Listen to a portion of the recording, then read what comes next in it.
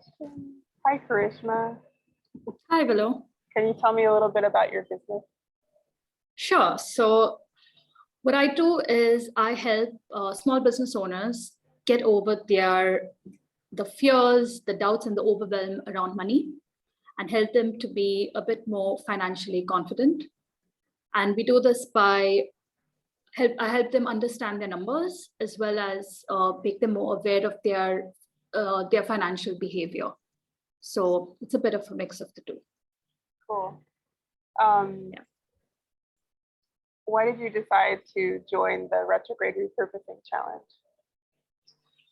I think this was already on my mind that I needed to change a little bit of focus in terms of my messaging. So any help on that regard I thought that, I'm just going to give it a shot and see what comes up, because my mind tends to kind of go in all different directions rather than focus on one central theme. And I think that was the biggest thing that the challenge kind of brought out for me. So it was something that I kind of was looking out for in any case. So I thought that let me give it a shot and see how the challenge goes. I very rarely do challenges, but I was pleasantly surprised that I did this. Yeah, good timing, sounds like. Yeah. What's one thing that you enjoyed about the challenge? I think so I was off Reels for a while actually, and I'm glad that it made me kind of try them out back again. It just gave me that little bit of a boost to kind of try something different. Something that I have tried before, something that I'm kind of comfortable with already, but I'd kind of like just let it slide. But yeah, so it was fun to try out all these different things again. Mm-hmm. A reason to get back into something that you enjoyed or did before. Yeah. So tell me a little bit about your content creation process, like what that looked like before, if anything has changed after the challenge. It's okay if it hasn't, I'm just curious. Yeah. So generally I would, so I kind of prep my content for 2 weeks at a time. And I used to do it a month before, like at the beginning, like towards the beginning of the year, I used to do it a month at a time, but I realized I felt a bit disconnected from the content. So it just helps me do it like 2 weeks at a time. But what I realized that I was doing was not really going in depth on a topic. And I think content repurposing helps you do that. Like you can look at it from different angles, you kind of talk about it in different ways, and you can even through your stories ask the audience for their input, which ends up kind of taking it to a whole different level. So it's not something that you can come up with on your own, because I think the interaction really helps. So I think it's what I'm doing is I'm a lot more conscious as to kind of plan my content around a central theme and then kind of use that in different ways versus just doing what I kind of, when I'm planning for the week, it was more, I think it was a lot more broader, and I'm kind of trying to narrow it down. So it helps me kind of keep my messaging also concise, as well as go in depth onto the topics that I kind of want to build authority around. And do you have like a set amount of time that those topics last for, or is it just sort of dependent on, how many different ways you find to repurpose it? I don't think I have explored that as much yet. Like I think it's something that I'm kind of keen to do in the next few months. So I don't really have an answer to that at the moment. But okay. I think it's going to be like a trial and error kind of thing. See how many ways I can talk about. Kind of explore an idea.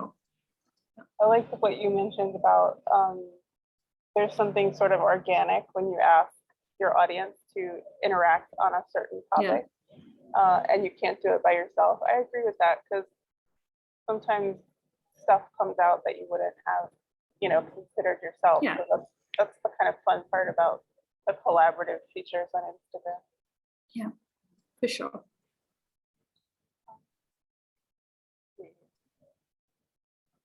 Do you feel like you've tried anything lately with your content creation that was fun for you? I would say the reels probably. I'm not, I know what kind of reels I like to create. It's just that it takes a bit of time, but I did like 3 in a row, so I was happy about it. So That's good. You batch them. yeah, I batch them. Yeah, I'm not. I can't do them one at a time. They're way too time consuming. I know. I like to just kind of have everything at one shot and like do, and then just post them whenever. So when you say you have a certain type of reel that you like to do, what is that? So when I started doing reels, it took me like forever to just try doing even one. And I knew, and so like the initial ones of me pointing in all different directions, that was not me. I soon realized, but I do enjoy like just like, with facial expressions and things like that. So I like to play around with that. Okay. And yeah. And I have So your second favorite is dance reel. I don't do them. No, I can't. I don't. I enjoy dancing, but not on reels. Oh, I never knew. Okay, that's cool. Yeah, I don't want to dance on reels either. I mean, like, it's just not my thing. But I like that. No. I like seeing the different ways that people use reels. That there's like myriad other things you can do besides dancing and pointing. I did some pointing reels too. It's hard for me. I think for me, I'm not a very active person in general. Like I'm not high energy, running all over the place. So for me, doing reels that kind of you're even if walking around, like a lot of movement is not me. So I can't relate to creating them. I enjoy watching them, but I've kind of had to over time experiment with what I'm more comfortable with and what feels more me. So because then it's a lot more fun to do it and more motivated to do more. Probably more authentic too, just because it's sort of, I think people that see it would it would just feel more like you, Yeah. Let's see. What types of posts or content seem to resonate most with your audience? I think it would be, the ones that I've seen are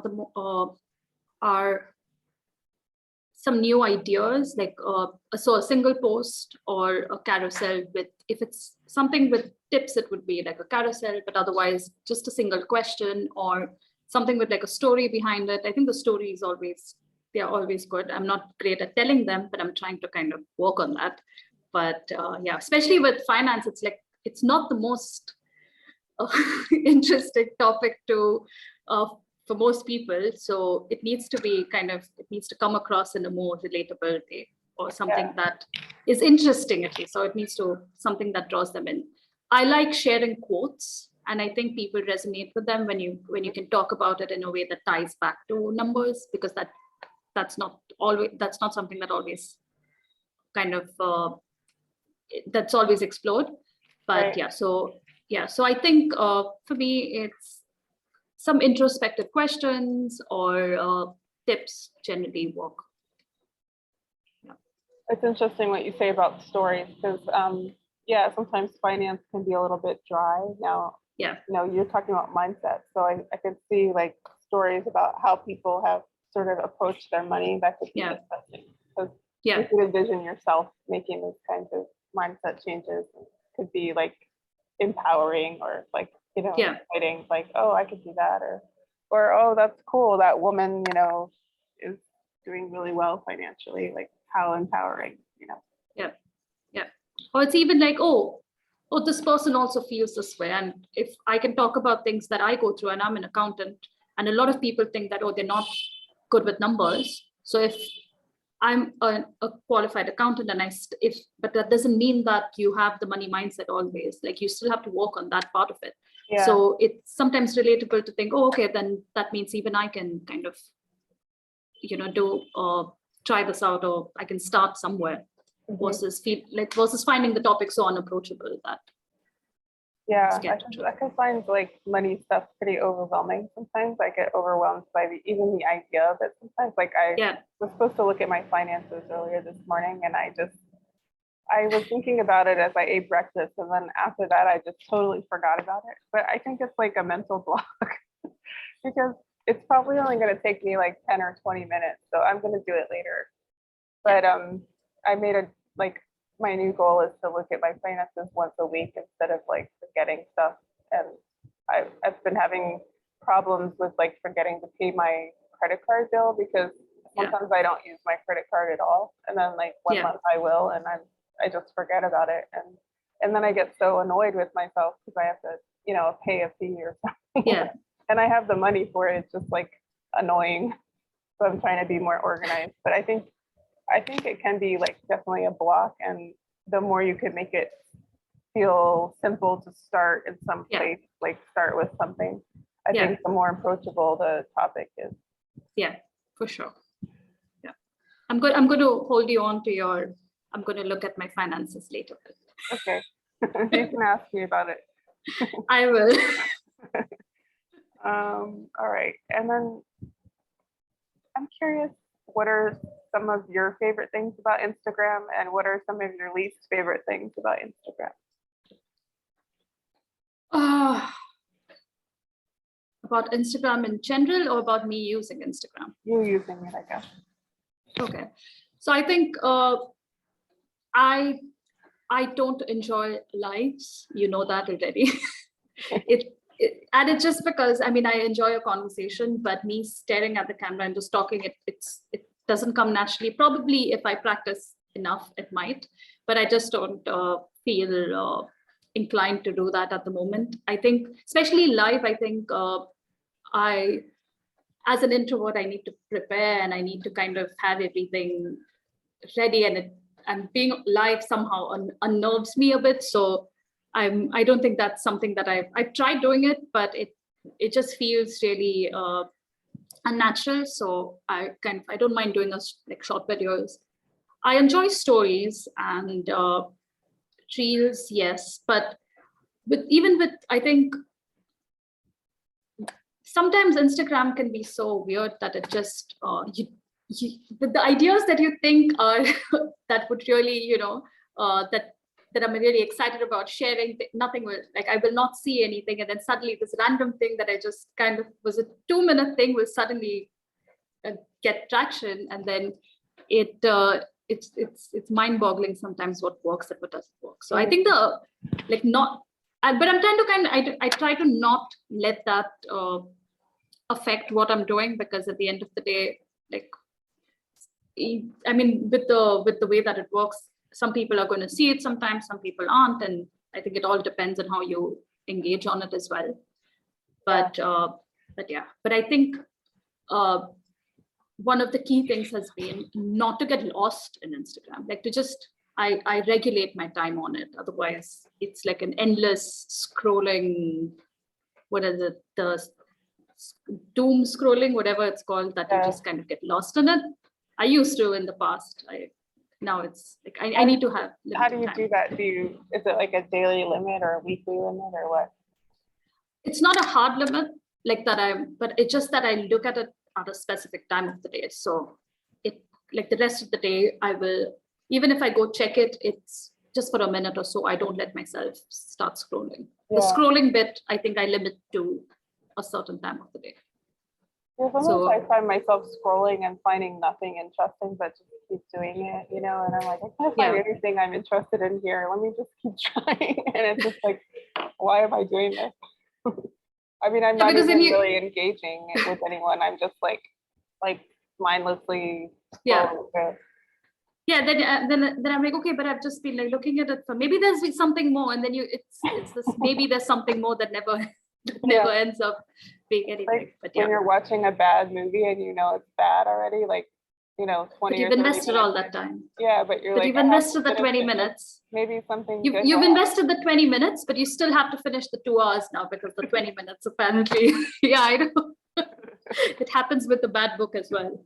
I can't seem to put them down. I don't know. I had a book so bad last year that I just kept trying to read it, and I read like 2 pages and I'm like, this is so bad. And then I would just come back to it like a month later and be like, well, let me try again. This is so bad. And then it just never finished. But I tortured myself for many months. So what are you thinking of focusing on in your Instagram and your social media for the second half of 2022? I would say the biggest focus for me is to kind of work on having a more cohesive message. I've because I've started talking a lot more about mindset and kind of behavior and things like that. So I want to kind of integrate that with what I was doing previously. And so that's where my focus is going to be. And also to kind of go in depth and things. Like I think I've been just, I don't think, while I think the topics that I was covering was relevant, I think it wasn't structured in a way that I think it could be optimized in a better way. So that's what I'm kind of looking for. Cool. Yeah, I know you were doing some blogging. Like I read your most recent blog. I think it was your most recent about and so is that like a major part of your strategy, or is that just like when you have something you want to say, there's no set schedule? I try to do at least one a month. I just started my blog earlier this year, so it's not been it's pretty new to me, and I'm still kind of figuring out how to go about like so once I know what I'm talking about, then it's going to be a lot easier. It's going to be easier to tie it into that as well. Yeah, so I think that you repurpose some of the blog to create a Instagram post, right? Yeah, so I did the last time. Yeah, I even used it in a reel. So, oh, okay, that's cool. Yeah. I might have seen it. I can't remember now. Yeah, I think I probably tagged you in it. I might have to put 2 and 2 together. Maybe I'll have to watch it again. Yeah. But that's probably good that, it's like, I didn't even notice. But I was like, oh, this is cool. Sometimes like repurposing, like we think that we have said something enough that everybody's like, yes, I've heard that before, but they have no idea. All right, so is there anything else that you want to say about like taking part in the challenge that, whether it's like constructive feedback, that's fine, or just about the experience for you, or anything like that? I'm curious to hear. I kind of have made some notes, so cool. Let me just go through whether we've already spoken about something.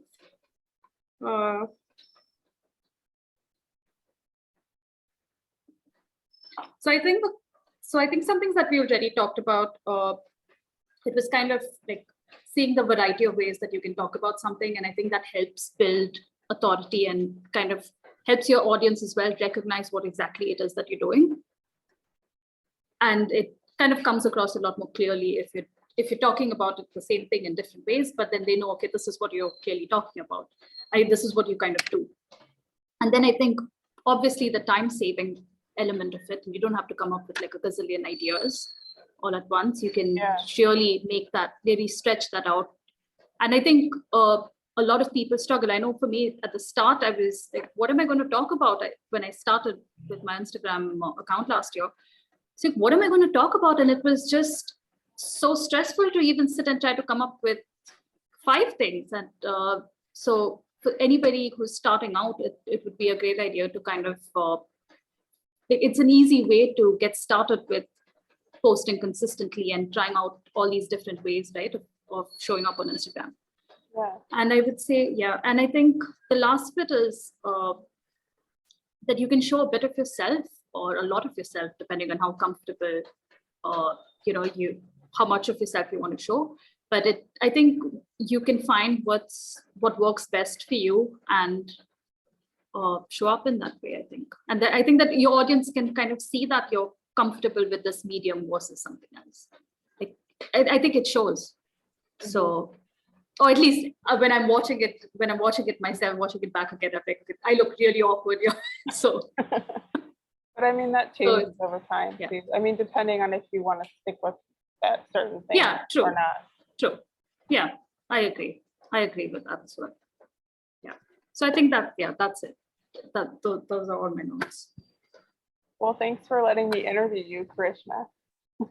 You're welcome. I appreciate it. It was great.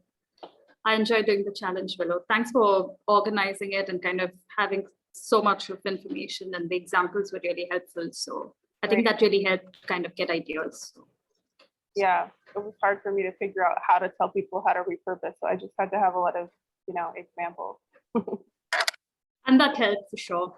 I mean that, because I think you besides saying the same thing in different ways, you kind of look at it from even what is content repurposing, I think you really showed it, like you showed how much more you can get out of it over your challenge. So that was eye-opening for me as well. Yeah, thank you.